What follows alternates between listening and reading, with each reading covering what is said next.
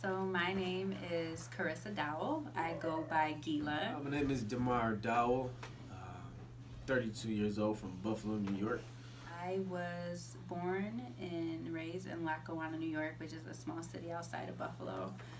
Um, to very young parents. They had me when they were in high school. So we pretty much grew up all together. My dad had a thing that girls can't, they just can't do things. They can't go to birthday parties, they can't have boyfriend. I had this fear as a parent to keep his daughter pure and safe. In the midst of that, I was open to um, sexual things. There was some incest things that were happening. So my sex drive was um, tainted with at a very young age. Probably, I would say, probably 6 or 7. And I didn't think it was a bad thing. None of us really thought it was a bad thing. And I never felt like it was a bad thing. But as I got older, I started watching porn and having these desires that I really didn't know what to do with. I was molested when I was about 6 years old, and that put me on a tailspin and really led to behaviors that I didn't even know it was exactly doing at the time. But there's a lot of anger and frustration inside of me. I would have these rages where I would get all angry with people and things of that nature. The scripture talks about do not awaken love before it's time.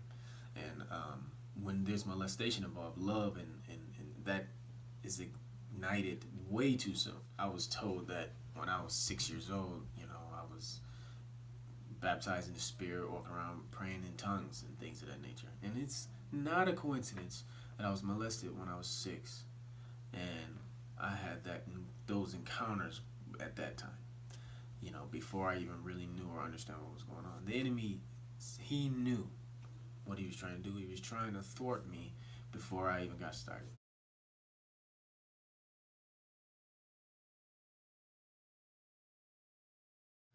It opened the door to some really messed up stuff. I was introduced to pornography, and that, and then my regards towards women, I had a distaste for women. I mean, I liked women sexually, but I didn't like women. I was mean to my mom. I was mean to my sister. I was mean to girls. I was never faithful to any girl. So fast forward to college now. So now I have this addiction to porn, and now I'm in college and I have this sense of freedom after being controlled my entire life. This guy whom we got into a relationship. It was a 3-year relationship. It was a controlling relationship, but I felt that I loved this person and I thought that he loved me. All the while, my identity was really beginning to be pushed down in a very dark place. So he actually wound up moving away to go to college in Florida. He has this whole other relationship with this other woman, and he begins to tell me that I'm not driven enough. I don't have dreams, and I'm not really for him. It was just like all these bad things he was saying about me, that I wouldn't be a good wife because I was going nowhere and I would never leave.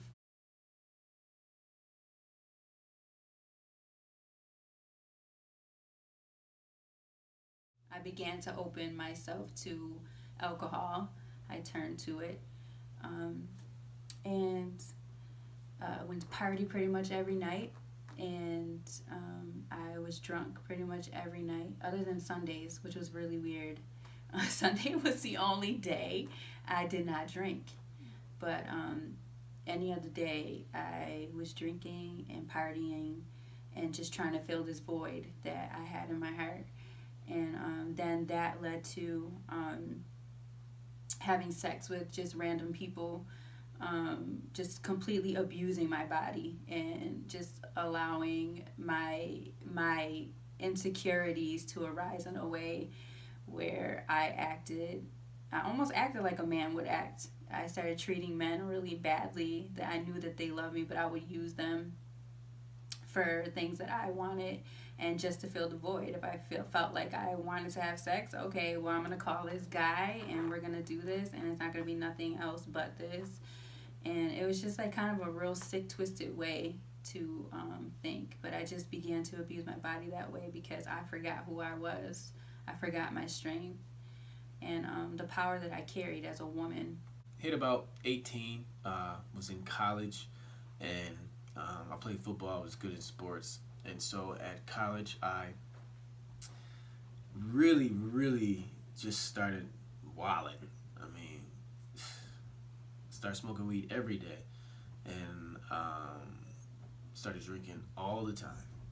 Was totally addicted to all of it. Just and then I started doing robberies and robbing drug dealers. I'm thinking, hey, what are they gonna do? Tell me? You can't tell me.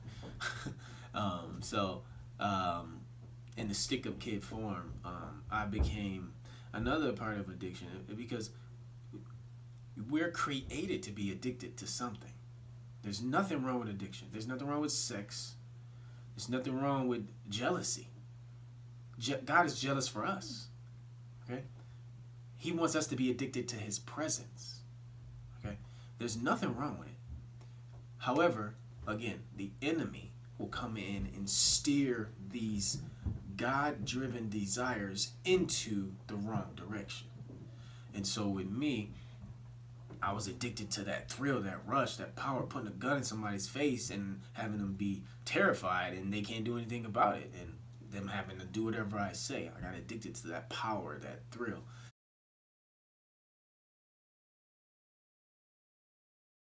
I was playing another robbery, and at the time, my child's mother, not my wife, but my child's mother, she told me she was pregnant, and I was like, all right, let me just try to get a little bit of money with this last time. So I go on this robbery, and as I am I have a gun in the bag, I got my boys outside, as I'm putting the gun in my bag, I just hear this voice say, you are going to get caught for sure. And I literally froze. I thought somebody was in the house. I've never heard any voice of God or any, I didn't tell the guys in the car that. We went, tried to do the robbery, got caught for sure. And I was transferred to the county jail. And in the county jail, I was on a 23-hour lockdown. And I was sitting in the cell, this was a couple days later, and it just hit me like, man, like this is a really bad situation. Especially because what happened was we were charged with our crimes. One was a B felony, a C felony, a couple misdemeanors. And I'm guilty of the crimes. You know what I'm saying? They found a gun. We tried to ditch the gun. They found it. My prints are on the gun.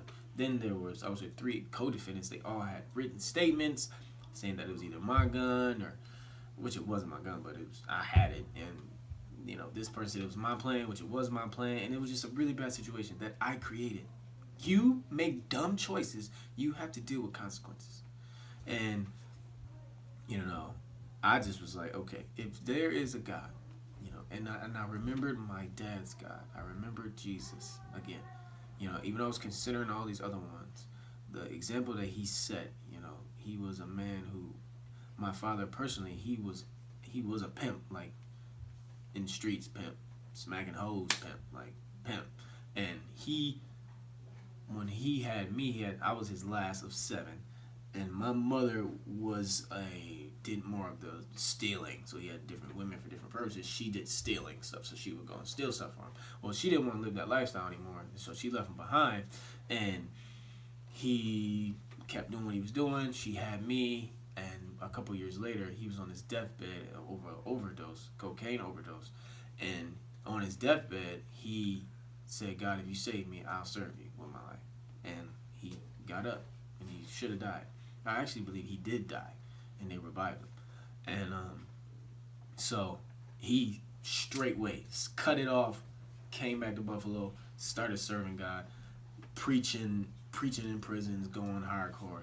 And I only saw him in that realm. So I would hear all the stories from my other brothers because I'm the youngest, and they'd be like, man, or my cousin like, I remember your daddy when he was out there, but I'm like, well, I don't know that part. You know what I'm saying? I just know that he serves God and that he doesn't want to have sex with women until he's married. Like this is the dad that I know. And so I remember my dad's Jesus, and I prayed to him, If you are real, get me out of this. I'll serve you forever. And I didn't even know that was what my dad said, which is just beautiful. I didn't know that was the prayer that he said too. You know, I said the same one. 'Cause come on. So I'm like, that I'll serve you with my life. And then I heard the voice say, okay, I'll get you out of this. You won't do any time for this.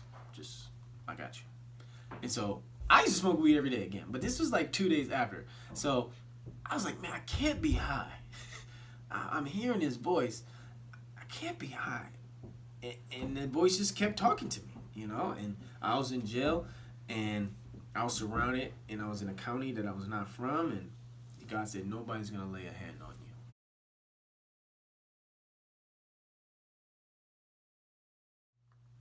you. One day, after having sex with a guy, I like went to the bathroom and I just started to throw up because I was like so disgusted with who I became, and this even makes me really emotional to even talk about it. But like that was like the moment that it hit me that I became someone that I didn't recognize, all because someone spoke death into my life. Um, and I just looked in the mirror at myself, and I was like, what are you doing? Who have you become? This is not who you are. You need to get up out of here. So I grabbed my stuff and I left, and the guy was like, are you okay? And I just said no, and I grabbed my stuff and I got out. And I started to drive home, and I was like, God, like, please help me, like help me. It was like I just started to cry out for him, and I was like, Lord, like, I need you to send me someone. I need you to send me someone to help me along this journey, and send me someone who's determined and who's gonna love me right. Like, I know that there's good guys out there, and I just began to pray. I almost felt guilty to pray before because I was living in sin and I wasn't doing right, and I knew that I wasn't ready to give it up. So I thought that I didn't have a right to pray. And that's just such a lie from the pit of hell. Our sin should draw us closer to the Lord because He's a good Father. That's what He wants from us. He wants us to bring Him our cares, our worries, our struggles, so that He can help us in that.